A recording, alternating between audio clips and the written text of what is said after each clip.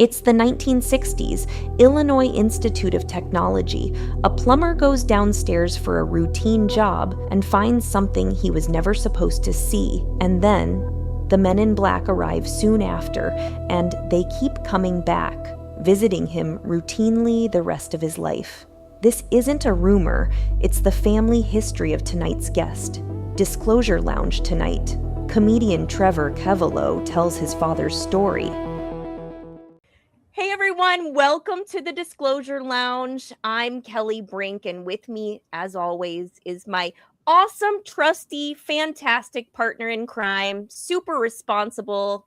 I really appreciate you, Cameron Santana. Thank How you are so you? much, Kelly. And thank you Okay. for doing this with me again. Yeah, I need to thank you every show because it's been a lot of fun. It's fun. This is our fun podcast. So, yeah, but I recently was watching an episode of Joe Rogan where he had an amazing, super funny comedian, Sam Tripoli, on. He's been on Joe Rogan several times, but he was talking about his buddy Trevor's dad and this crazy story. So, Trevor's dad worked as a plumber. He was at the Illinois Institute of Technology, and he got sent to the basement. He had, just some routine plumbing work to do, but he stumbled upon something that he was probably never meant to see. And after that, he got a visit from the men in black, and they kind of followed him through his life. They would call him and check in with him and visit him routinely. And I tracked down the real Trevor, and he is here tonight to tell that crazy story. And we're going to talk about some other things too, but I'm really anxious to get that story. So welcome to the show, funny comedian and storyteller, Trevor Keveloh. Hi, how are you? Thank you, guys. I appreciate you taking your time to have me as your guest here. Oh, we're so happy you're here. Did I say your name right, Keveloh? You got it right. That is unbelievable. It's been butchered by everyone, including people in my own family. So oh wow, okay. And people I'm glad you said it, not me. Yeah. I was a little worried. Chat GPT actually told me to pronounce it Keveloh, so I was trusting AI on that. Okay, AI for the win. Yeah. Well, so you are a comedian by trade. You're not an alien chaser or anything even to do with that. So why don't you introduce our listeners to you and like what you do? And I know you're affiliated with Korrupted Comedy. So tell everyone a little bit about that. Okay. I'm a stand-up comedian. I am currently based in Los Angeles. That's where I'm at right now, actually in Venice. I've been traveling the past almost 6 years, pretty much since COVID. I've been on the road, but I've been pretty much permanently in Los Angeles, born and raised in Chicagoland. I started stand-up comedy in 2000, but when I moved to Los Angeles full-time about 11 years ago, that's when I got into it full-time. And right after I moved there, about a year or two later, I was working at a restaurant, and I was given the opportunity to transform the upstairs space into something that I wanted. I was given kind of carte blanche, and the owners just said, make it work. And I turned it into a full-time comedy room that turned into one of the biggest comedy room, like a workout room is what it's called. And I did that for years up until COVID. It was called the Dojo of Comedy, which no longer exists. There is one on the East Coast in New York. I'm not affiliated with that one anymore. But that's run by Sam Tripoli and a guy out there. But I've been doing stand-up full-time for about 11 years now. And right around, I think it was October of 2020, I moved to Austin from LA because that's what people were doing. That's like the comedy mecca now, isn't it? Yeah. It's I'll put it this way. This is my own take on it, and I know it's going to get ripped off because I've been quoted on saying some pretty cool things about what's happened in Texas in comedy, but I consider what's happening in Austin with stand-up comedy the same thing as what happened with Seattle during the grunge music time. So it's this big explosion of artists that are kind of just doing what they want with very little business, because there's not a lot of business in Austin as far as comedy goes, and agents managers and stuff. So it's very free and open, but it's also very new. So I've been to Comedy Mothership there. I know there are other amazing places to see comedy too, but do you think that's kind of like, who do you credit that with? It's Joe Rogan who owns 100%. that, right? Yeah. Yeah, he kind of started that movement. And Yeah. then now you've got the explosion of Kill Tony, which is so huge, and so many Kill Tony people have performed there, and that's where they do the show. But yeah, that's amazing. You mentioned COVID. I know some shit happened to you around COVID time. It kind of like everything kind of got shut down that you had created. Yeah, Los Angeles, I think from what I've saw, read, heard, I'm on every social media platform. I just actually got back on the Snapchat and just got into TikTok. It's swallowed my pride, but it's all about, promoting my brand and my business and trying to just reach as many people as I can. But because of COVID, my restaurant and comedy club got shut down. And that's what forced me to move to Texas for a year, which is where I started Korrupted Comedy, it's more of a brand and business than it is a brick and mortar. So what we do is we're like promoters and producers that go into venues and put on shows. And I work with local comics, national touring headliners, up and coming. So, or road comics is another thing. That's amazing. I love that. I'm a big comedy fan. I've been to like Skank Fest and all that. Like, I love these guys are great. Yeah. Well, so you do have a amazing circle of friends who are in the comedy world. One of them is Sam Tripoli. He is so funny, and I mentioned him in the introduction. I saw the clip where he's telling your story, actually. Yes. Yeah, so I think this is a good segue into the clip that I sent about. Do you have that clip, Cameron, with the clip of them? I have a friend of mine, he's named Trevor. He told a story on my show. His dad worked at this institute in Chicago. Well, one day he gets a call to a level that he's never been before. So he goes all the way down, he gets in it. It's like just a weird floor. It's like weird energy. He starts walking down the hall. He looks in, there's like animal experiments going on. His dad tells him this, and his dad tells him this way later on, like he doesn't have much time left in his life at this point. So he tells him this story. He says he sees some weird stuff with like monkeys going on, a weird thing with a horse in this thing. So he keeps walking. He's like, what is going on here? And he goes far enough. There's just this room with this giant craft. And he's like in awe of this craft. Trevor's dad tells him, I see something in there and it's like gray. I don't know what it is. And then all of a sudden this tiny green thing is like walking on the outside of this craft. And he goes, what the fuck is that? Suddenly, bang, guns are on him. It's security. Stop right there. This area is restricted. What are you doing here? He's like, I just work here. I was sent down here to just fix something. They're like, get out of here. And they're like, what are we going to do with him? So he says that he has to agree never to tell anybody anything, right? Every time he travels, he'll go to a random country somewhere. He'll get pulled in security. He gets put in a room, and these men in black come out and sit down and go, did you tell anybody? Did you tell anybody? And he's like, I haven't told anybody anything. And this would happen to him multiple times. And Trevor said his dad's not that creative, never would come up with crazy stuff like this. Told him towards the end of his life when it was coming to an end. So my question is, do they have him come down hoping he'll start talking about this with people? Because part of this... Probably not. If it's real, it's probably incompetence. Probably some incompetent person told them to go down there. Some arrogant, incompetent person that thought they had complete control over the scenario and they needed someone to go down there and do something. Just send him down there. Maybe they trusted him. Maybe. But it's also like... Because if he's working on anything top secret, they're listening to all his phone calls. Well, he wasn't. He was like a maintenance guy that worked upstairs. I guarantee after that they listen to all his phone calls. Well, they knew where he's traveling. They would show up with these men in black. Well, they probably listened to everything he did too, just to make sure that he wasn't flapping his gums. So that's the clip of Sam telling your story, but I want to hear this from you in your words. Okay. So take us back to the 1960s and what your dad told you. Just tell us this story. Okay. So I'll start with when my dad started to drop the Easter eggs in our family. So I remember the conversation, where we were, exactly where we were driving, everything. I have, for the most part, a pretty good memory. But my father, I was about 17 years old. We were driving down the street in Chicagoland in my hometown.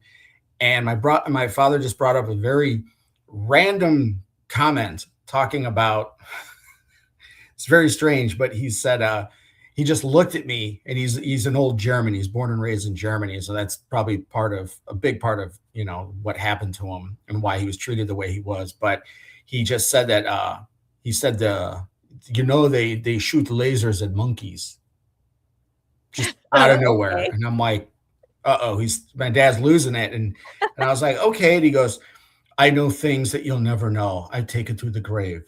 And he said it like that. My dad spoke just like Arnold. It's very bizarre, but more broken English. And Okay. and that was when I was 17. I'll be 48 next month, so it's been a while. So he would constantly, or not constantly, he would randomly drop Easter eggs of things he knew. He would watch Ancient Aliens all the time. He'd watch all these alien shows. I would go spend time with them and take care of him because he was disabled for the, better half of his the last 20, 30 years he was alive. And I would help him and take care of him. I was his caregiver for years, or for 8 months, and on and off for years. A lot of things I could talk about, but it was his 80th birthday is when he came clean. And that's when it was a family party. I was here in Los Angeles, and he told everybody at the party. And then he had my mom call me, and I was like, whatever time it was. And he just laid it out. And he said, he goes, many years ago, it was in the mid to late 60s. He was working at Illinois Institute of Technology, IIT. And he was a journeyman plumber there. And it was I believe it was a Sunday on his day off. And he got called in to fix a gas leak, is what he was told. And he went in to fix the gas leak, and the guards brought him in and then brought him downstairs, and he just kept going further and further down and all the way into the basement of IIT. And he said he walked out of the elevator into a big room that basically looked like, he said it was several football fields, size wise. And there was a giant, space, whatever. The way he described it looked like the flight of the Navigator. That one. Wow. Okay. Yeah.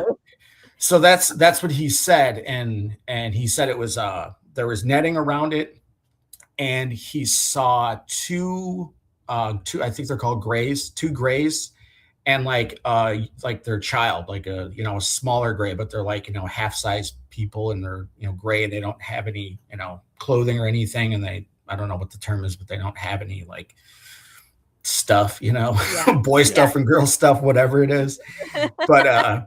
But he just stood there, and he was just, he was probably believe he was in his 20s, and he didn't know what to say or do. So he just stood there and watched for a couple of minutes. And he said they were walking in and out of the spaceship on a ladder, sitting down. And he said it looked like they were just kind of like sitting by each other, not talking, but like it looked like they were communicating somehow. And then a guard saw him, ran over and said, "What are you doing here?" Started screaming at him. And he said, "I'm the plumber. I'm just here to fix a gas leak." And they brought him, they rushed him, through the hallways. And as he was walking through the hallways, mind you, my dad had a limp. He had polio when he was 2 years old. Okay. Yeah, he had polio when he was a kid. He got that when he was in Germany during the war. Yeah. So he's always been a little, funky as far as his walking. So he's telling me he's walking down this hallway, and he sees in these lab rooms, he sees a horse on a table being pumped with, he said, chemicals. And he later, he thought it was, they were pumping it full of chemicals and stuff and pesticides or whatever to see how much it could take before it died. And then he said he saw actual monkeys with, sounds crazy, but it's monkeys with helmets on, and they're shooting lasers on it, doing laser technology and stuff. So as he's walking down these hallways to get ushered back up, he sees this.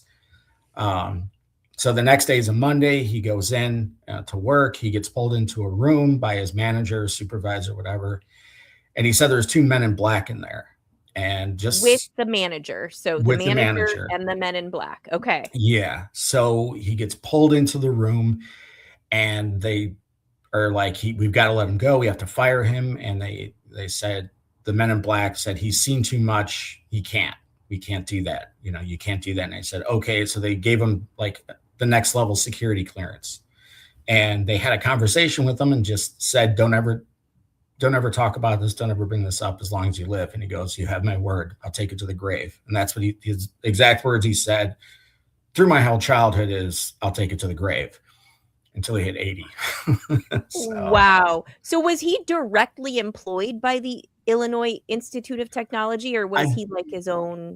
See, I think he was either he worked for them or he was contracted to them. I'm not exactly sure, but he wasn't working. He started his own business years later, but at the time he was working for them or contracted to them. I believe he worked for them directly, but yeah. Wow. Do you know much about your dad's background? I know a lot about it. I've spent a lot of time with my father when he was alive, and I could only get so much information from him because he grew up actually in Germany during the war and saw things, and he shut down once he got to a certain level. He just stopped and then just freeze, and that was it, and just start. Do you know crying. What he did during the war? He was a child, so he had to escape his hometown, which is Hamm, Germany, which is West Germany near the French border. I believe he had to escape twice because it was bombed and flattened. So I know he told me, because I wrote stories about him when I was a kid, that he stayed at the Red Baron's Castle in what was Czechoslovakia at the time. So he told me about running in underground tunnels to escape. Told me about being in military trucks, being transported as a child. He lost twin siblings during the war that both died. Oh, so sad. Yeah, and but he was young. He was born in 1937, so he got kind of like the tail end of it. But those memories are obviously etched in his head forever. So sorry to interrupt you. Yeah. When did he come to the U.S.? How old was he? So he immigrated actually from Germany to Australia, then to the U.S. So I don't know. I'm sure there's some sort of what do they call it, like a refugee thing, where a lot of Germans and people in Europe went to Australia, or they came here. The Operation Paperclip people, which I'm sure you all know about. And that's where he spent a while. And then his father actually died in Australia. And that's where his father's buried, my grandfather, who I never met, obviously. But he was there with his family, his mother, and his sister and brother, who I think they had after the war, and in Germany. And then they all lived there for a while. Then he moved to the States. He was the first one to move to America. And he kind of like set up shop, got things going, got a place, stayed with family in Chicago, and for family friends in Chicago, and then got situated, got a job, and then he brought them all over here. So they all immigrated here, I believe, in the early 1960s. Do you know what kind of jobs he started out in? In Australia, I know he was a welder, and he would talk about sleeping under the bridge, like a song. He taught himself how to speak and read English in Australia by reading the newspaper and talking to people. So he was self-taught in learning English. Wow. Sounds amazing. Yeah. It's very cool. So the reason why I'm asking you these questions is, have you ever thought about that he was more than a plumber? And that he may have been working for, have you ever heard of Armor Research Foundation? Oh, yeah. That's in Darien, I believe. Okay. Darien, they actually had partnerships with IIT. It's something that my family, my brother, mostly brothers, we've talked about a lot of times in depth, usually very intoxicated at the time. Right. But we never thought of our father as somebody that was, how do I put this? That cool, that coy. Well, I think that's the thing, though. They're not supposed to come across as that cool. And that's what I was telling Kelly before you jumped on, is that I was thinking about this today. And I think with a lot of the things that the military does, it's downplaying everything. It's okay. let's, for example, Roswell, it's a weather balloon. You know, we've got a unit that we can document is putting up weather balloons. Nothing to see here. Yeah. If you were to have someone that was working on a top secret project, you would not want them to run around to their family members and say, I'm an engineer or I'm a welder who's working on this spacecraft or working on this new technology that I'm not allowed to talk about. Yeah. And I think that works because, you know, you tell someone you're a plumber, they're not going to ask you any questions. They're like, oh, yeah, that's a boring job. Yeah, exactly. You say, I just pumped a horse full of, you know, this poison, see how long he can last. Like, people are going to want to hear that story. Yeah.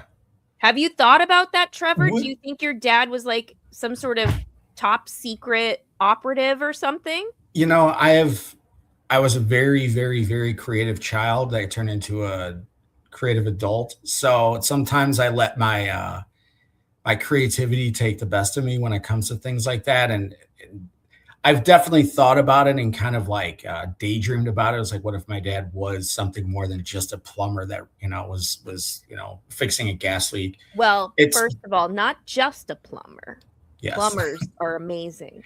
Yes. No, they Plumbers, are. Yeah. they plumbers protect the health of the nation. That is their Plumbers logo. are so imperative. Like, I am such a fan of skilled trades, plumbers, electricians. I've got All so much plumbers. respect. So when you say Yeah. just a plumber, I have to Yeah. say Oh, no. no. My whole point Yes, was, I know what you mean. Yes. Yeah.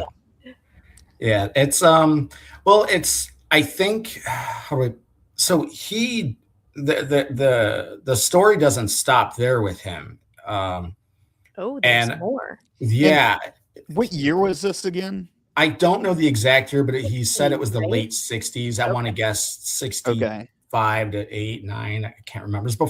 I think it was before he met my mother. So Okay. yeah, because they Okay. met somewhere at work. Some, What- not to bore you, but in the 1960s, for example, there's documentation where the CIA is working on projects at IIT.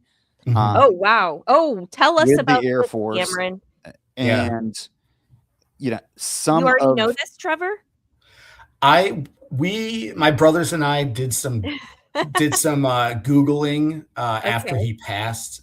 He Yeah. passed 2 years later. So he told the story at his 80th birthday and he passed away in 2 years later. So Okay. we have all kind of had the conversation. I have brothers that are all about it and have shared some interesting stories about my father, which I have to tell because it kind of all starts to put things together. Then one or two brothers are, I don't know about that, you know, and you know, it's more, we didn't know because my dad, it's not that he was secretive. I tell people, I believe him because my dad did not have a creative brain, like bone in his body. He was not he's an old actual German, just straight engineering. And that's it. You know, you see these Yeah. like these was bits and jokes. I About, imagine like- him as like a stoic man, very kind of like serious. Oh yeah. Yeah. Like you looked at him and he just always was like, had this intense look, even if Yeah. he was just having a good time smoking a cigar in the patio. But Yeah. he was he was not a man that could that could run a room as far as comedy goes. So I don't know where I got the I got it from my mom's side. But Yeah. yeah. I don't know. I think that's exactly the kind of person our government would want working with them. right, exactly. You want someone that's boring. And I mean, there's, Yep. and Just by the a way, when plumber. I'm talking about this stuff, this is actually documented that there was work performed by NASA, by the CIA, by the Air Force, by, and then the best is, quote, private clients were also in there. Private clients. Okay. And so, as we've could be- discussed before, that the military's black budget has never been balanced. No one knows of how much they spend on it because you Yeah. absolutely do not know what was going on. And that does not shock me with the whole treatment of animals too, when you look at that time frame. So Yeah. that sounds credible. I've never seen an alien. I I don't know if they exist or not, but I definitely believe that we are only seeing, 20 to 40 years of what our military and government is capable of. They're kind of like what we saw in Venezuela, where they used, essentially a laser or Directed energy yes, some weapons, directed energy weapon that Yeah, no one had ever heard of. DW. Yeah. Right. Yeah. And, turn these guys into mush. I mean, I saw them carried, out in little kids' caskets. And I don't think that was on anyone's wavelength. And I think that whatever they were doing at IIT, it's probably something that either that technology has not come out, or they learned something from those studies, or maybe there was some type of craft or, little men running around. I don't know. Yeah. I believe. I believe. So this was kind of like your dad was. He was in his 80s. He was totally with it, right? No cognitive issues. He was actually for all the ailments he had, he was still pretty at 80. He was still pretty sharp. But the thing is, it's everything that led up to that. So like I said, I think back to when I was a little kid, and he would make jokes about aliens, and he'd take us outside and stare at the stars and make these little jokes about it, and just horrible jokes, by the way. Not even a dad joke, worse. And then in hindsight, you think of all that stuff. You're like, wait a minute, he said this, that adds up, and this, and this. Yeah. And it kind of, like I said, it all started as snowball. He was in right around 1996. He had a pretty bad stroke where he wasn't able to work for a while. So he was at home a lot, and that's when he started watching a lot of TV and whatnot. And but that's also when he wasn't as active, and he just slowly got worse physically.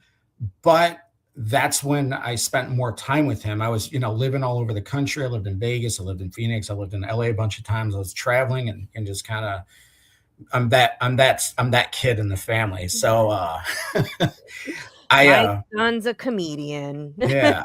I had these really long talks with him about a lot of different things. And I remember very well a conversation. It was in the summer.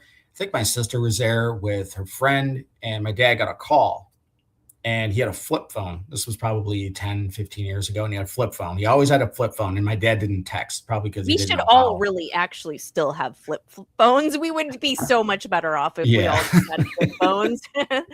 He gets a call, and it's in the afternoon, and and he opens the phone and he looks at it, and hello, and he says, nope, okay, and hangs up. And I'm like, what was that? He goes, oh, it was them again. I was like, what do you mean them? He goes, yeah, they call every once in a while to check on me to make sure I didn't say anything. This is crazy. Just casual. Like, I'm talking 2:00 in the afternoon, TV's on, it's in the summers, watching some boring show. And that's just, and we're like, what does that mean? And we didn't understand it. And he said, because of the things I saw, they check up on me. And I tell them I haven't said anything. And at that point, had he told you about the things he saw? Okay. No, so you're like, what is dad talking about? Were you thinking, okay, he's losing it? Yeah, we're like, what's going on with this guy? And I remember it happened again, and he actually was there, and he called a number, and it went, it was the beeping sound of a disconnected number. So, this would happen, like I said, he said it happened, a couple times a year, pretty much his entire life. And then so when he told the story on his 80th birthday, then he passed a couple of years later, I was talking with one of my brothers who told me a story that feeds even more into this. And I never knew this story. My brother was in the process, brother number 3. I have 4 or 5, I don't know how many now. You have a lot of siblings. There's a bunch of guys, yeah. Okay. So he's telling me that he bought a condo in Boca Raton, and he drove his car down there with my dad, and they were rehabbing it, we're fixing it up, and they're flying back from Boca, and he said they're in line, and he said that my dad got pulled out of line. This was after 9/11, so 2002, 3, 4, somewhere in there. My father got pulled out of line, dragged into a room, and questioned for, I believe, at least a half hour is what he said. And my brother, like I said, told me the story after he passed and everything. And my father was a rageaholic. My dad had the shortest fuse possible. Just a bang or a noise would set him off into this, probably trauma from the war, from the bombs and whatnot, and everything he saw, which I, figured out later. But he said my father walks out of the room completely calm, says, "Okay, we're good. We're good. We can go." And he said, "What? Like you normally our father would completely lose his mind, freak out. I start screaming. I call it Germlish, have German English, just going at it. Nope." He's like, "Okay, we're good. We can go." He goes, "No, Dad, what happened?" He goes, "We're good. We can get on the plane. We can leave." And that was it. And that reminded me of another situation where it was the last time he went to Germany, which I cannot remember if it was right around 9/11. It was either before or after. I can't remember. It kills me. But my father said he was at the airport. He said 2 men in black approached him, and he said, "Hello, Mr. Keveloh, where are you going?" He said, "I'm going to Germany." And he said, "Is it for business or pleasure?" And he goes, "It's for pleasure. I'm going to see my family for the last time." Or he didn't say the last time, but he told me that was the last time he went there. Right. So he goes, "Okay, enjoy." And then I think he said something like they said his address of where he lived, his home. And that was it. He got on the plane. He went to, Germany, saw family, and then came back. And that triggered that memory of him telling me that. That was in 2001. And then the story with my brother was a couple years later. After that incident, flying from Boca Raton to Chicago, my dad never flew again. He never got on an airplane. And I thought for the longest time it was because of his health. He had a bad hip, he had polio, he had, just didn't want to fly, whatever. And I was like, it sounded, and my conspiracy mind is they basically grounded him. And they're like, they're so like, "You're not going to do this anymore. This is your last time." Anytime he traveled was in a car, and it was Wisconsin, Iowa, Burlington, Iowa, or or Arkansas, where his sister lived, my aunt. So that was it. There was, that was it. It was road trips from then on. So for some reason that he was either scared to fly because of a threat, or they were like, "You cannot fly anymore." That's crazy. What do I you think I think it could have been all of it. My father was not a man of fear because of what he saw. And it was like, not to sound like crazy from like a Batman movie, but he was hardened he was hardened as a child, like to the point where it was like, oh yeah, he was a very, very tough, hardened father when he was a child. Well, everyone from that generation was, right? Yeah. Imagine the things he saw and had to live through. Like, that makes you grow up pretty quickly. But what he would fear, I mean, he went on to have a wife and a slew of children, and he loves them. So, they could have threatened, like, they're like, "Here's your address. We know where you live. Your kids are at home." They obviously they probably are keeping track of you too. Oh God, yeah. I've like I said, I've traveled. I was in New Mexico a few years ago on the road. I went up to Roswell, and I just said, I stood outside my hotel, and I was eating ice cream, and I said, "Hey, if you're gonna come get me, come get me now, but don't bother me if it's not right now." I literally said that to the sky. I said, because I got some stuff I want to accomplish in this life. Those were my exact words. I said, "Come get me if you want me." So, Trevor, did you ever meet any of your dad's fellow employees or hear about them later on in life? Nope, none of them. Did he ever mention anyone's name that he worked with, or? No, but my brothers, who are all plumbers, he started a business 50 years ago this month that's still actually doing quite well in Chicagoland. My brothers might know because Give it a plug for all of our oh Chicago. yeah, Yeah. for all the Chicagoland people, A. Keveloh Plumbing, located in Woodridge, Illinois. 50 years of business this year or this month. That's Service, the kind of people you want to support. And Absolutely, I was in Chicago for a year last year, and I worked in the office because I take after my mother when it comes to things like that. But I did go in the field a little bit, and that's when I really learned, because I worked for the family business since I was a little kid. There's pictures on my Facebook of me, and I'm 8 years old helping my family, my dad do something. But yeah, I really got a good look at what they do, and I was like, wow, that's not for me.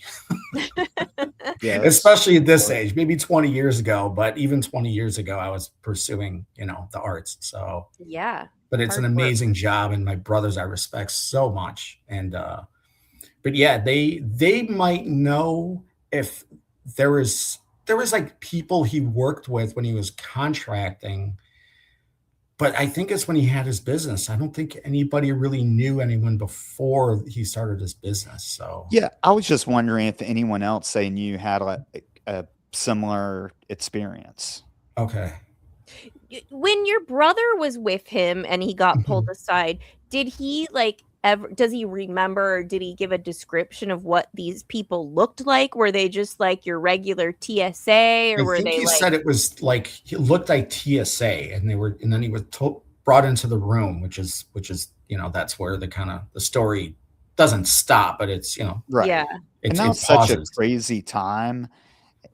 And you look at, of everything that was going on with that Edward Snowden describes of these projects where, the government was going in and looking at your camera, on your phone or your laptop or iPad, whatever device you had, without your knowledge, of how they could even remotely do it where the power button wasn't even on, and gathering data from every which, area that you can look. So I think those were these massive surveillance projects going on. And I wonder if they're running, a search in an airport of everyone that's in there, if your dad has some type of flag because of his top secret clearance. He was definitely flagged. I think going back to what happened in the 60s, and then they gave him the security clearance, getting the calls, he said it was a couple times a year his entire life. He had a hip replacement on, I think maybe both hips, but I remember the first hip replacement was his right hip, and it was they put in a titanium hip. So I think that would trigger the metal detector back. Yeah, you have to carry like a card, or you did back in the day have to carry something with you. Yeah. And then another thing, and I know this is actually pretty common that they do. When my dad was in the nursing home a few months before he passed, what ultimately killed him was diabetes. But they actually, and like I said, I know they do this, but it's just so interesting. They amputated his leg, his bad leg, from the knee down, which is the leg he had the polio on. So my brothers and one of my brothers, brother Brad, number 3, we have the sick mind, the humor, the dark humor. And I was like, do you think they took that to run experiments on it? Oh, wow. They didn't take both legs. They took the bad leg from the knee down. And my dad, the last time I saw him, it was when he went into hospice care. I flew back to see him. And actually we had an exchange that I do in my stand-up now, but it's a very dark joke on his part, but I thought it was hysterical. And I still use it to this day because it's so just out there. And they took his leg, and I'm like, why would they take that part of his leg? And why would they take only the right leg? And, I'm starting to question all this. And, it's stuff, it's kind of I call it the Kaiser Sose moment. You put it together after the fact. You're like, wait a second, this is. Well, and that's kind of a good point and a good way to looking at it is when, anytime the government is involved in these projects, it's usually not what's on the face, right? Like Mhm. Area 51, we know that Big time. some Yeah. things are going on, but we're not going to really know what they're really working on. And we're probably so far behind in that thinking that Mhm. we're just not even capable of understanding it. It's all Yeah. alien. One of the Yeah. things that we talked about on a previous show was the TikTok video. Mhm. And we had an Air Force pilot on. He brought up a good point of, if you're DARPA or Lockheed or whoever is making this ship, what a great way to test it is to, without anyone's knowledge, just happen to have it, show up where they're doing these test flights and trainings and Yeah. show the world that no one can keep up with this. That's a great marketing, Yeah. like, oh, look, this device or this object was able to do all these things that your planes aren't even, within 100 years of being able to do. Yeah. Or, It- it could be completely foreign and alien. But Yeah. yeah. Oh, sorry. Go ahead. No, I just think that that's kind of the thinking I have, is that some of these things we think are alien, but I don't know. I think it's alien to us. Mhm. And not to say what your dad is saying isn't true. I don't know. I wasn't there. But I do think that just the ability of our minds to be able to comprehend some of the technologies that we're actually capable of doing is very hard to comprehend. Yeah. Yeah. Oh, totally. Like our minds, we cannot Yeah, wrap our heads around any of that. Unless you're like He would- Elon Musk or something. And you're like, Yeah. Oh yeah. yeah. Elon He Musk. would, on my Epstein father list. would say things, and we never knew if it was just him repeating Ancient Aliens or whatever UFO show he was watching. He watched X-Files, like he watched every episode of X-Files. He watched the original Star Trek. It was like he was obviously obsessed, in love with the sci-fi and the space stuff. But he would also often say random things like I said, it was things that were going on in his head, and you just spew it out and say, oh, there's good aliens and bad aliens, and we're being protected. That's what's on the dark side of the moon. We've never been to the moon.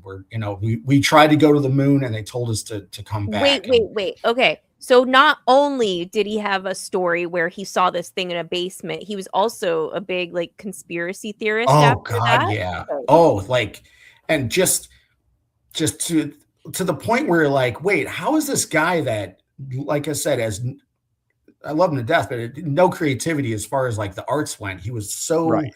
brain and engineer, like I said, like a true German. It was like, where are you coming up with this? I remember one time I was taking care of him. I'd gotten back from Vegas for a little project, and I went in the computer room in his house to check my email. And I went through his search history, and he had reptilians, which at the time was the top 10. We're the top 10 conspiracy theories at the time. This was probably more than 15 years ago. Jeez. So he was like, and the page was actually up. I clicked it, and I'm like, what is he reading about this for? Then, it's like, because that's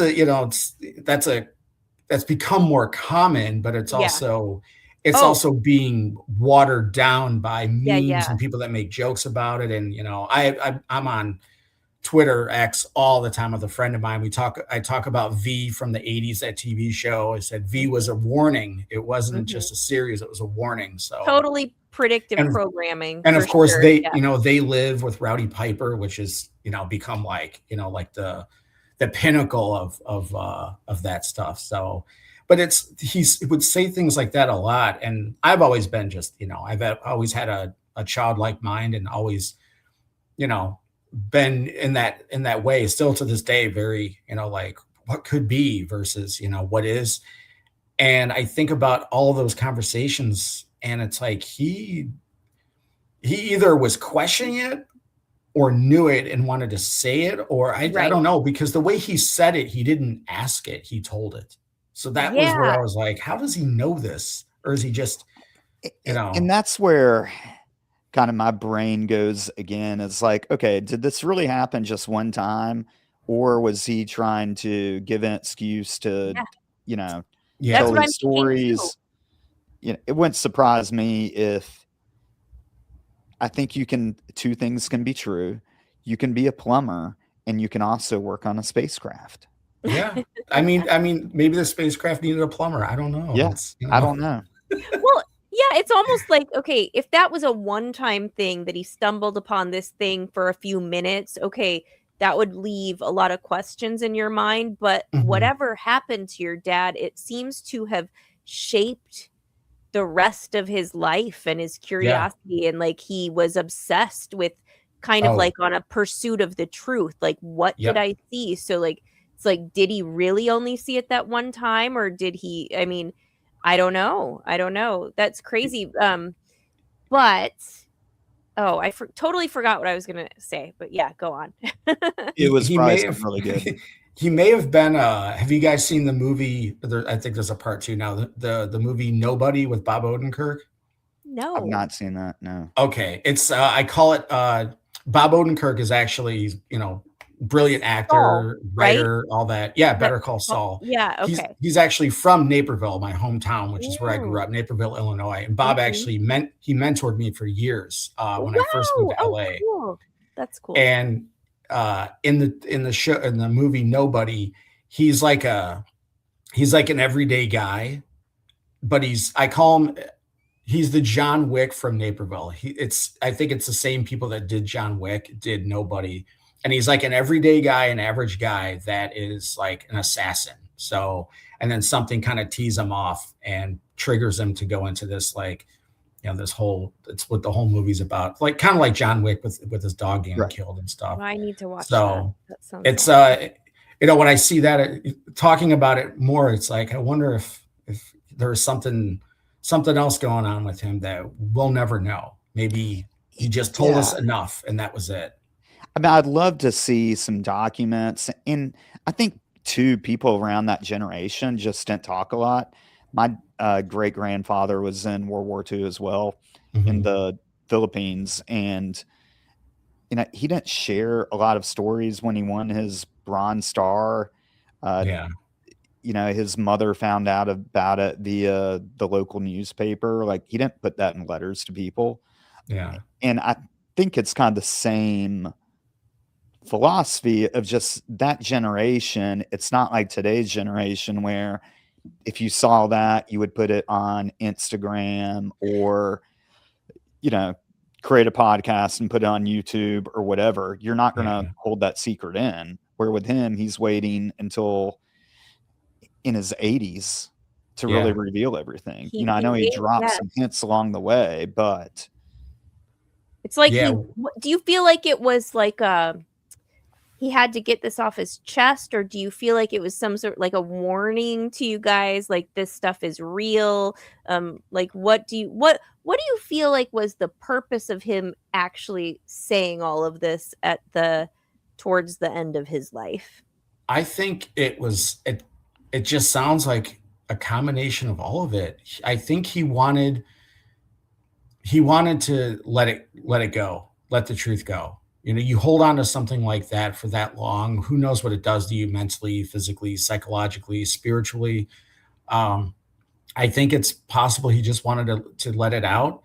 I think when he hit 80, he's probably like, well, I lived longer than I expected. And because his health was like, physical health was just, he was just like bad, but still just trucking along. I also think a part of me, it's dark, but it's like, that's his way of saying I'm ready to go. Like I've done what I've done. It's kind of like there's nothing else left for me to do. And he, like I said, the way when he called me on the phone and told me, he was so up about it and very just conversation, nothing, not like a big, oh, well, guess what? It's just, And he just went into it. I'm just, in Los Angeles, forgot it was in the afternoon. I'm opening the club and I'm like, what is the pole, I was like, what is happening here? Yeah. And, I think it feels like it was a lot of different things. It was a culmination of everything that happened, because the stuff that we know, the stuff that my brother knew, the stuff that, we knew afterwards, when he said that, and then we all kind of came together, like what was really going on here? And it's, I think you wanted to, just, like on your deathbed, you like you start, doing all that stuff. Kind of like when Chunk in Goonies, when he's spilling his guts out. Yeah. It's like, yeah. Love that movie. Kind of like that is what it felt like. Or was it, looking back, how it could have been? But the fact that he, lived another 2 years, it was like, I knew when he was going to go, because we were having a conversation. He told me he was proud of me. I got off the phone. I started bawling, and I looked down. I go, oh, I guess my dad's ready to leave. Oh, man. Because dads don't do that a lot, especially old school fathers, Yes, born and raised in Europe. It's a death. Yeah. And it's like, it was amazing. It was, very bittersweet. And it's like, well, I guess my dad's going to die soon, because he told me he was proud of me. So, yeah. Well, how has it changed, like, you and your brothers and your whole family who knows this story? Like, do you guys still talk about this story a lot? And, like, do you guys believe in aliens? What do you think? 100%. Yeah. What do you think? Before any of this, before my dad brought up the thing when I was 17 about the monkey, helmet, I look at it just practical, but also it's cool. But practical is, we can't be the only intelligent species in a place that we don't know how big it is. You just look, and it just doesn't, it goes forever. I live 3 minutes from the beach. I go for sunset walks pretty much every single night. And it's like, then I look up at the stars, and I'm like, there's no way we're the smartest or most intelligent things on the, and I've always believed, that there's something bigger than us out there, as far as, creatures go, aliens, whatnot. And my brothers and I, we talk about it quite a bit. Like I said, I worked with them for about a year, a little over a year last year. And I was able to work with 2 of them full time. And it was great. We had a lot of conversations, talking a lot of shit, pictures, their office has pictures of my father from when he was working, and my mother. And it still looks like they work there, because my parents both ran the business. I love that. Yeah, we talk about it quite a bit. And then, I've told the story to Sam. He told it on, Joe Rogan. He also told it on his podcast. Yes, I listened to both. I listened to both of them. Tinfoil hat, yeah. Yeah, and you've told the story a couple times on some podcasts too. So the story is definitely making the rounds. Yeah, it's I've been, it's my way to keep my dad alive. So yeah. Well, I would love for you to be able to research this more and be able to find like employment records and to find out exactly what your dad may have been working on. Yeah. Even if his part was being a plumber. I'm not minimizing being a plumber, but that's still pretty cool if you are the plumber at a place where, alien ships are being worked on or some type of advanced technology. I mean, that's still awesome and a great story. The title of this episode is Accidental Witness. He may have been an accidental witness, or he may have been deep inside the circle. You never know. I mean, it's like he could have saw something and then he got sucked into it, and they're like, all right, so you're going to work for us, kind of like the mafia, because that's essentially what the government is anyways, is the mafia, which is why the government got rid of the mafia, is because they just stole their business model. It's like, but it's possible that they could have went that way. Like, okay, you saw too much. Now you're kind of on the hook if you want to live. Yeah. Like, so you're with us now. You're one of us now. It's, I mean, that's very possible, because like I said, there's a time frame where before he met my mother, we don't really know a whole lot about what Dad was doing. So, you know. Yeah, and I mean, again, when you look at historically, they are starting to work there in 1935. They is in defense contractors and the Air Force and Starting to NASA. work at the Illinois Institute of Tech? Yes. Okay. Well, I don't Or even know how long that's been 1936, there. sorry. But In the 30s? 1936 Like is it when started in the 30s? That's that's Wow. when Armor Research Foundation started. that's a long time ago. That's a lot of that's a lot of stuff. Yeah, and so I mean, and even present day, I mean, they're still partnering with Lockheed Martin and other military contractor groups. There's Yeah. still like NASA projects Right. going on there with like talking about artificial intelligence and like all sorts of stuff. There's a lot of like crazy stuff going on at the Illinois Institute of Tech that we have found. So yeah. There is actually, my brother found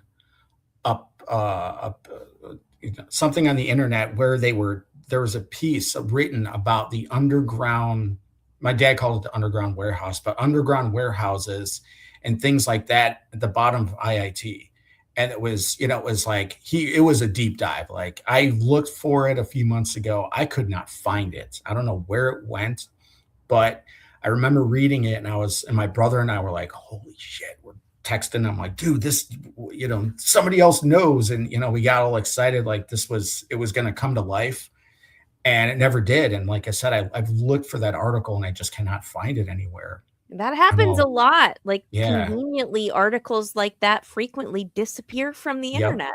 I've Yeah. found. Yeah. Yeah, whoops, someone deletes it. Right. Yep. Yeah. Yeah. Well, I love this story. I don't know. It's just I don't know. It's one of those that you have to chew on, and I kept on Yeah. thinking about it today, and I was like, okay, is this bullshit? And then I No. was thinking, it sounds odd that you'd hold it for that long. I disagree. And I mean, I'm saying as far as if I believe it. Yeah. It, especially old men that would like wait till their deathbed, like that sounds more convincing to me. Totally. Yes. And I mean, not trying to be racist or anything, but as soon as you're like, oh yeah, he's from Germany, I'm like, okay, well, we know that like you mentioned before with Project Paperclip, of how German scientists were being brought over. It would make sense if you're in engineers as well. And so that's why I had the connection of maybe he was an engineer that was working on this stuff and not just a plumber. That's why that possibility popped in my head.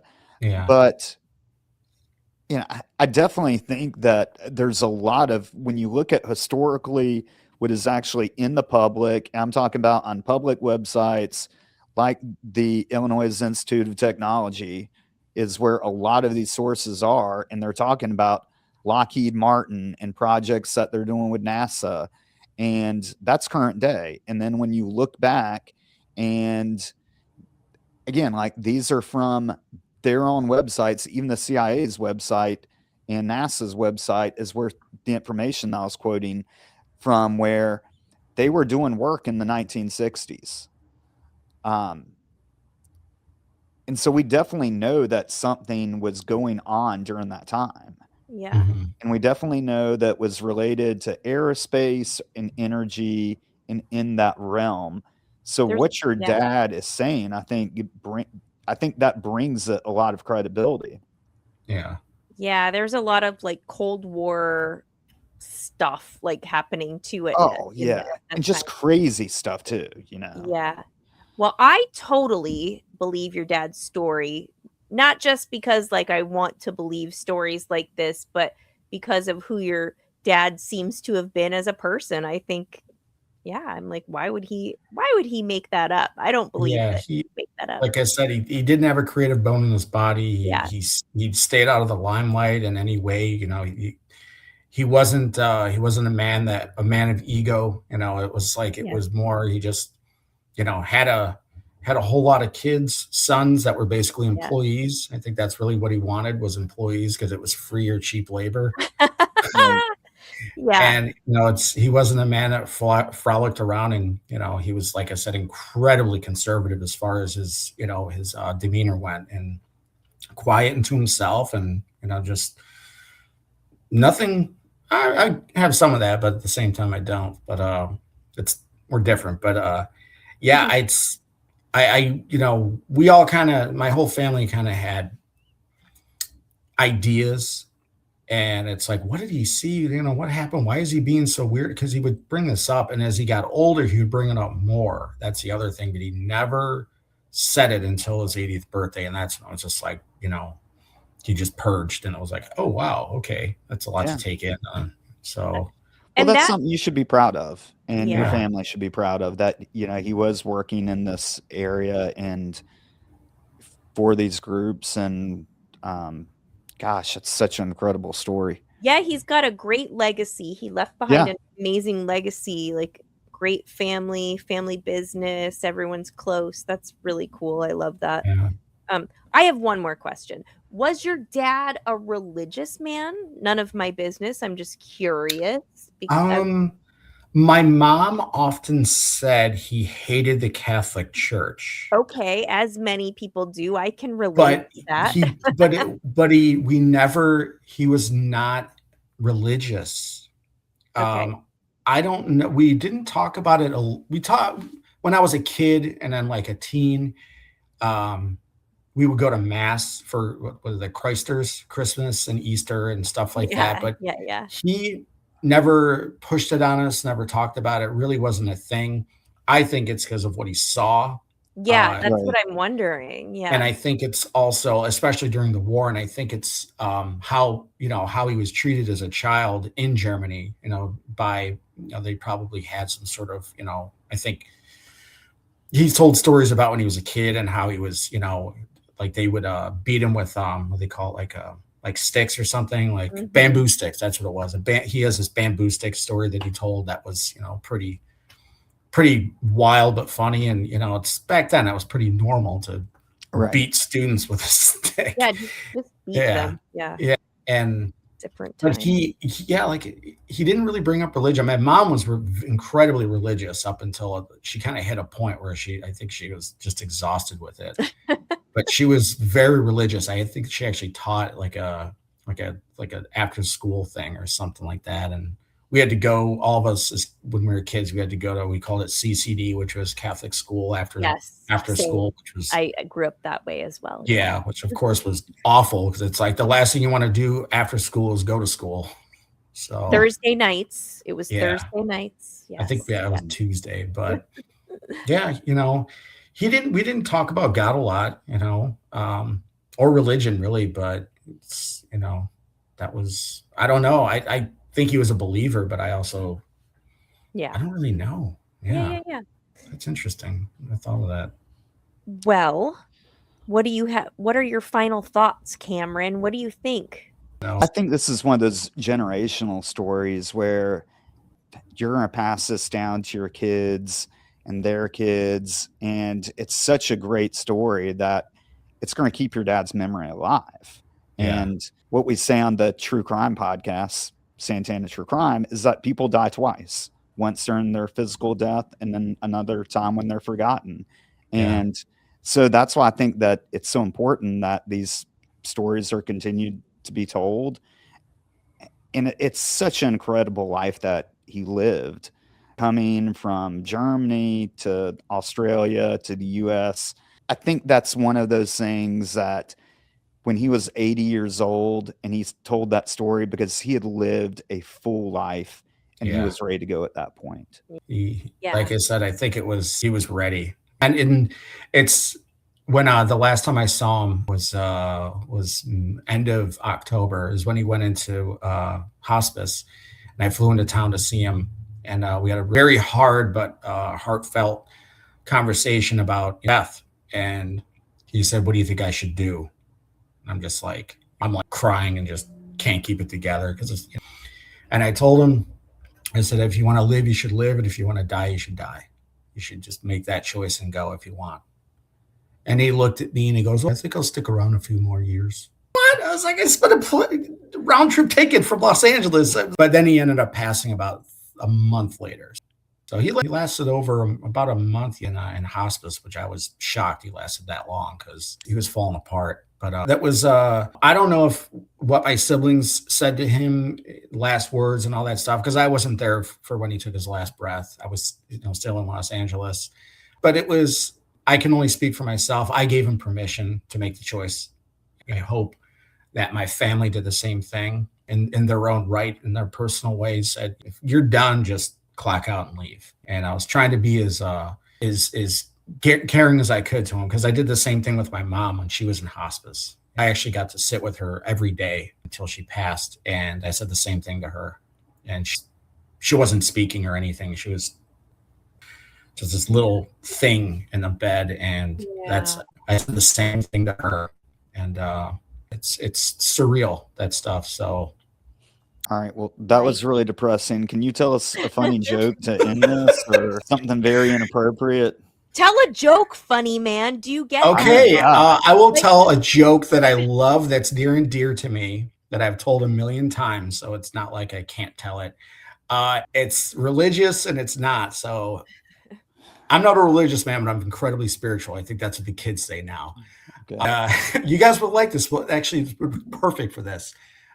The only difference between AA and Scientology is in AA, there's no cool alien story at the end.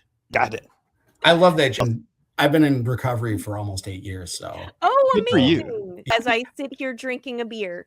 I dip in and out of AA, but I didn't. Kelly's testing you. I'm not a whole. This is the only way. I was actually, this obviously will be another time or whatever, but was involved in Scientology for years when I was young. Shut up. All right, so we're gonna have to have you on about that and about a long time ago, before anybody was talking about it, quote unquote, religiously. I was involved in it. I was hip pocketed, and I worked for a company that was owned and run by Scientologists for like a year and a half. So, wow. And then I got involved in it, and I was really interested in it until I came across all the documents. And this was in 2000, before the internet was really anything. And I was like, what the fuck? And this is just too much for me. And I'm quitting that company because it scared me so much, because they wanted to get me involved in it. Of course they did. It got weird, but that and Nexium, the cult. I've learned a lot about that over the last few months as well. And that's where cults, everyone's saying this, so that's where cults mess up, is when they turn it into a sex cult, it just flops. Just keep it a normal cult, and you're going to be okay. Just a normal cult. Right. Don't bring the sex into this. That's where they fail.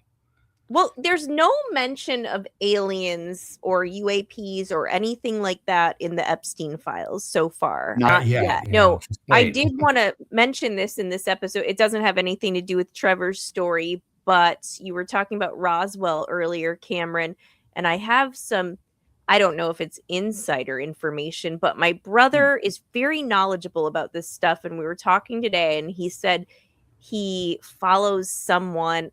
I'm going to butcher this. Anyway, he said in June or July of this year, Donald Trump is going to be coming out with information that's going to blow our minds about Roswell. That actually document that was declassified recently was bullshit, and that it really was aliens. I don't know. It wouldn't shock me either, but we'll see. I don't know. And I'm sure he'll say fake news. And just keep it very simple. Oh, gosh. Well, it's been amazing having you on the show. Thank you so much. I'm so glad we connected, Trevor. I don't know how we connected on Instagram through comedy and maybe conspiracy theories and things like that. But I am so glad you did. Thank you so much. And we'll have to do an episode on cults and your time in Scientology later. Absolutely. Tell everyone where they can find you. I know you're involved with, Korrupted Comedy. Where can everyone find you? Yes. So my comedy brand and business is Korrupted Comedy, and that's corrupted with a K and comedy with a C, because too many Ks in a row can freak people out. We're on Instagram, Facebook, Twitter, X, Snapchat, and I just got on TikTok. My personal is just Trevor Keveloh, my name, and I'm on Facebook, Twitter X, Instagram, and I'm not on Snapchat or TikTok under my name. It's under the comedy. So kind of shifting over as far as what I'm trying to do with the business is being more business. But my Twitter handle, it's a lot of goofy shit, and it's Twitter right now. It's been a battlefield it's for crazy. years. Is it all comedy, or do you get into conspiracy theories it's and alien everything. shit there too? Everything. It's the entire spectrum of everything. So I even have on Instagram, I have a recovery page for just my personal growth and recovery and stuff and sobriety, because sometimes I just need to go there to get away from the madness that I see of comedy and people sending me just stings and all the Epstein stuff and just the constant arguing and fighting with everybody. And being in Los Angeles and working in the entertainment field, being a bit of a black sheep out here when it comes to not believing everything and still trying to make a living out of it. It's been a battle, but I've had some great mentors like Sam Tripoli who've taught me a lot of things about being very independent in your stuff. But yeah, those are my social media handles. So, well, everybody go follow him, and if you're in the area, go see him live for sure.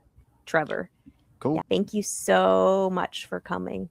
All right, make sure that you like and subscribe to the Disclosure Lounge, and you can also follow Kelly Brink at kellybrink.com. She's also on Instagram and X. Also, make sure that you check out her channel, True Crime Sleep Stories. She's got books on Amazon and Kindle. And if you'd like to support me, you can follow me at Santana True Crime. We are on Instagram and TikTok. And you can also purchase my book, A Murder on Campus, The Professor, the Cop, in North Carolina's Most Notorious Cold Case. Thank you again for joining us. And Trevor, again, thank you for coming. Kelly, always great having you. Good night.